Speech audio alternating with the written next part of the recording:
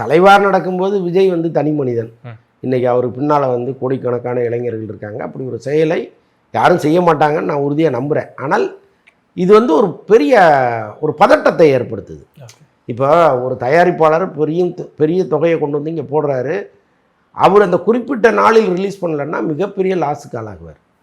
அப்போ இந்த த்ரெட்டன் எதுக்கு வருதுன்னா, விஜய் கூட யாரெல்லாம் நிற்கிறீங்களோ அது தொழில் ரீதியாகவோ அல்லது எதன் ரீதியாகவோ நீங்கள் நின்னா கூட உங்களுக்கு லாஸ் தான் அப்படின்னு சொல்வதற்கான ஒரு வேலையாக கூட இது இருக்கலாம்.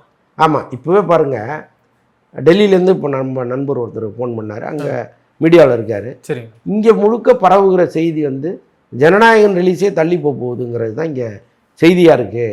காரணம் என்னென்னா சென்சார் சர்டிஃபிகேட்டை கொடுக்க மாட்டாங்கங்கிற மாதிரி தகவல் பரவுது. என்னங்க உண்மைன்னு நம்மகிட்ட கேட்குறாரு. அப்போ இது வதந்தியா உண்மையான்னு நமக்கு தெரியல, நம்ம இனிமேல் தான் விசாரிக்கணும். புரியுது. பட் டெல்லி வரைக்கும் இந்த தகவல் போய் அங்கே ஒரு பெரிய மாறுது இல்லை. இது என்னன்னா பேனிக் ஆக்கி விட்டுரும். இப்போ இங்கே வந்து இந்த படத்தை வாங்குவதற்கு அட்வான்ஸ் கொடுத்த பல விநியோகஸ்தர்கள், அது ஒரு பக்கம் அவங்க பிரச்சனை. இன்னொரு பக்கம் தியேட்டருக்காரங்க தியேட்டர் அட்வான்ஸ் கொடுத்துருப்பாங்க. அவங்க என்னென்னா சின்ன தியேட்டர்னா ஒரு 5 லட்சம் கொடுத்துருப்பாங்க, கொஞ்சம் பெரிய தியேட்டர்னா ஒரு 50 லட்சம் கொடுத்துருப்பாங்க. எல்லாமே கையிலேருந்து கொடுக்குற பணம் இல்லை, எங்கேயோ கடன் வாங்கி கொடுத்துருப்பாங்க, ஒரு 10 நாள் ரொட்டேஷனில் வாங்கியிருப்பாங்க. அப்போ இந்த 10 நாளில் நீங்கள் பணத்தை திருப்பி கொடுத்தாலும் கொடுக்கலனாலும் வட்டி வரும். ஸோ அந்த பிரச்சனை ஒன்று அவங்களுக்கு இருக்குது.